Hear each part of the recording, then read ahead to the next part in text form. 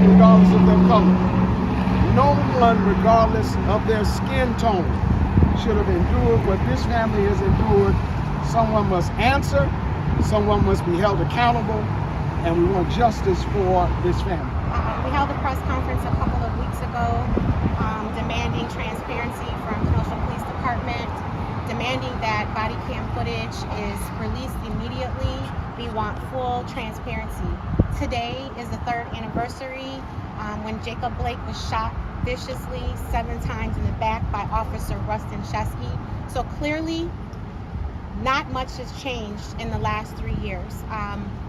It's just unfortunate that we're here before you again with another young African-American family whose child witnessed their parents harmed, as Jacob's children witnessed him shot in the back 7 times. This has to stop. So we're working together to finally bring some resolve.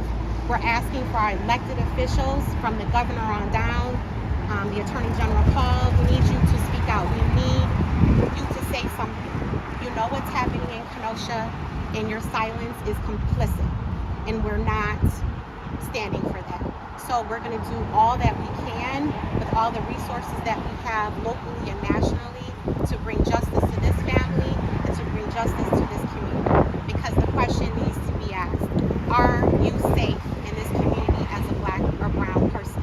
And right now, I don't feel safe, and it doesn't appear that we're safe here. We've been asking for quite some time, as this is the anniversary of Jacob Blake's shooting, for this police department, sheriff's department, and this county to be investigated for pattern and practice. We know the pattern and practice. It is almost as if there is a triangle between Kenosha, Racine, and Wauwatosa. A triangle where if you are black and brown and you encounter law enforcement, the results could be horrific and life-ending.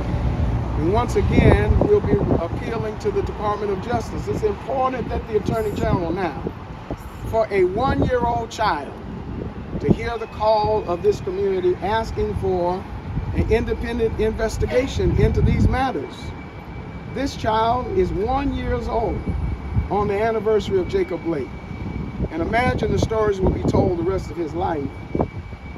Imagine the trauma that he'll go through in his family for the rest of his life, knowing that this incident occurred to him. Those of us, we live with these bruises and scars for the rest of our lives. We must now make Kenosha the place where change takes place and people can be made whole. Not only are we calling for justice for this family, we also calling for the state's attorney here in Kenosha to drop all charges against the father.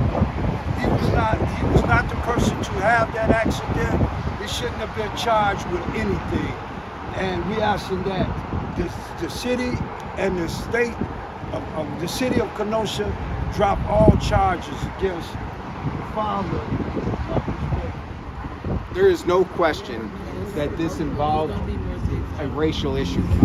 But I'm going to appeal to everybody else, okay? Because if your child was in your arms and your child got pepper sprayed, I don't care if you're black, white, brown, how would you feel if you knew your child's head was banged against the cabinet unnecessarily, your child got pepper sprayed, your child is barely over 1 year old, and you don't know the future consequences because police officers overreacted to a situation?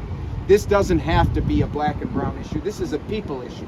It is a black and brown issue here, but it doesn't need to be, because this is people are people and should be treated with respect. It's a terrible, terrible tragedy, and I've warned people in other counties, in Waukegan, I've warned them in other states, when you see patterns of officers like this, they're gonna kill somebody. The accident that happened with pepper spray, the next accident will be a gun.